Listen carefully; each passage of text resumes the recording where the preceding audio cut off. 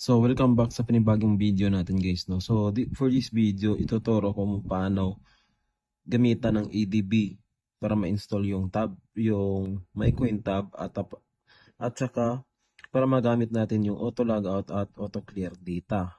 No, para safe naman yung mga data ng mga naglalaro sa atin, no? So, first, download natin tong MyCoin tab app, no? Download lang natin.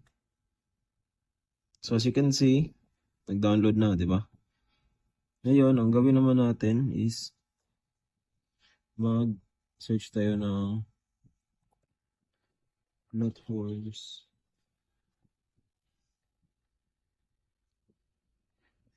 Tools. Platforms. Tapos, download SDK platforms tools for Windows. Scroll down. Yan, download SDK. Yan. So, after nyo ma-download, no? So, dapat, andito na yan, no? Si platform tools, latest windows.zip, tapos si mycointab.app. Gawin natin, punta tayo dito, no? Sa mismong folder nila. Ito, andito na, no? Ngayon, ito, unzip lang natin to. Unzip. So, unzip or extract all. So, extract all natin. Pagka extract all, doon natin siya ilalagay dito sa C, no? Dito, no? Dito. Pagkatapos niyan is extract lang natin. Extract. So, pagkatapos noon, extracted na yon. So, para ma-check, click lang natin this PC. Tapos, wait lang natin.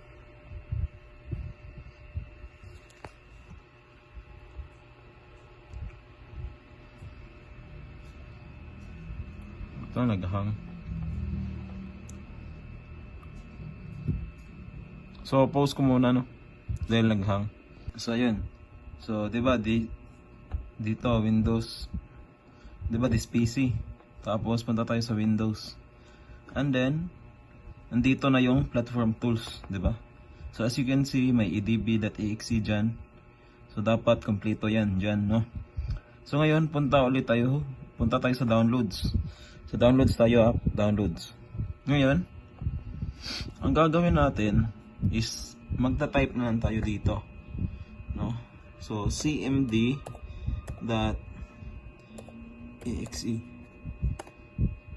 So, ayun, lumabas na si cmd.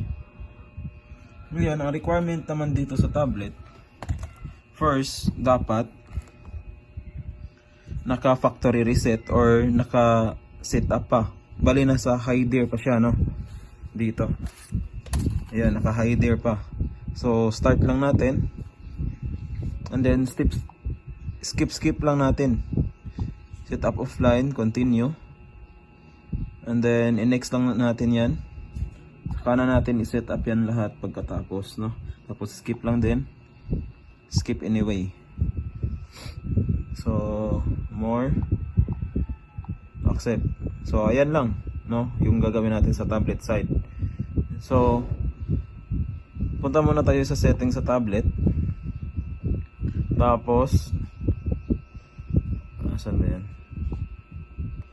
About tablet. Tapos, more. So, kung hindi showy yung tablet nyo, okay pa rin, no? So, ang gawin nyo lang is, punta kayo sa about tablet. Tapos, build number. Click lang natin yan.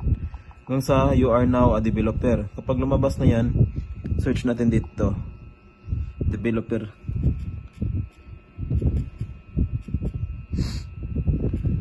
So, ayan, developer options, no? So, ayun, naka-on na si developer options. So, scroll down lang natin. Tapos, i-on natin si USB debugging. Ito. So, ayun, naka-on na, diba? So, as you can see, automatically, allow USB debugging, diba? So, click lang natin itong always allowed from this computer. Tapos, allow. So, nga pala, huwag yung kakalimutan na isaksak to. ito.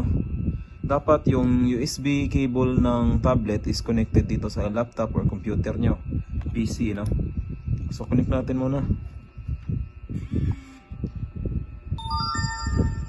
So since na ano na to, bali activated na siya, so wala na tayong gagawin. So dapat lalabas yung allow, dahil naka always allow na yung computer, yung laptop natin kanina, kaya no need na ngayon, no? So again, dapat ito naka-connect muna bago nyo i-on si developer option. Dapat naka-connect to para lumabas yung USB debugging nya, yung allow, no? So ngayon, punta tayo dito sa ating laptop, no? O sa PC natin. So nandito na tayo sa downloads, no? So ngayon, ang gagawin natin, i-copy paste na lang natin tong code, itong script na to, no?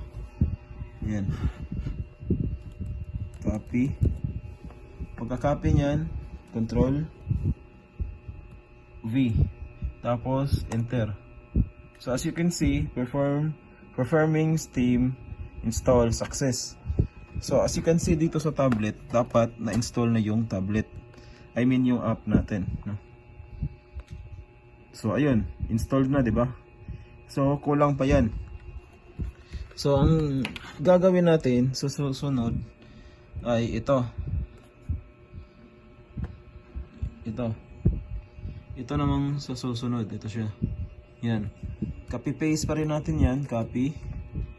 Tapos paste. Enter. So ayun, ang sabi dito, success, no? Device owner set to package com.makoy x my coin tab, 'di ba?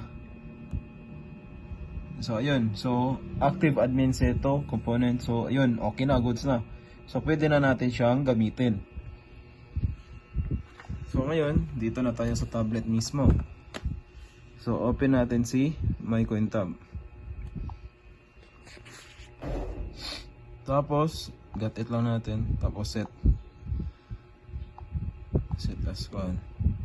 Tapos notification, permission required, allow lang natin yan. Allow, tapos overlay, allow lang din natin yan.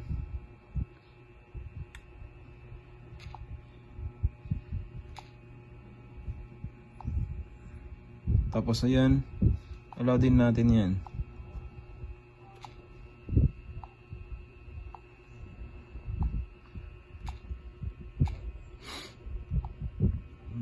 Yan, so allowed na, 'di ba? So wag na natin galawin 'yan. So ayun, goods na, 'di ba? So ngayon, login tayo. Default password natin 1234. Tapos punta tayo sa software admin muna. Admin 1234, login. So settings. Pagkapunta niyo sa settings, punta kayo dito sa license, no? License. So ito. So, yung license natin is isi-send ko na lang sa inyo kapag nakapag-avail na kayo ng license, no? Kapag may license na kayo, paste nyo lang dyan, tapos verify. Pagka-verify nyan, magagamit mo na yung mga andito, which is yung timer, floating controls, auto clear data, auto logout, Google account, ayun. So ito pwede na tong i-on, no? So kapag hindi kasi naka ADB, hindi siya pwedeng i-on itong auto clear data. Tapos dito naman, yung itong 30 seconds niya is ito yung pagbabasihan natin kung kailan siya mag auto logout at mag auto clear data ng Google account at mag reset ng mga apps, no? Tapos itong select apps, ito yung kung anong app yung ilalagay natin, like Facebook, ganun. Settings, pwede din, no, diba? So ayun guys, no, goods na. So PM lang kayo sa mga gustong bumili ng license. Yun lang, bye bye.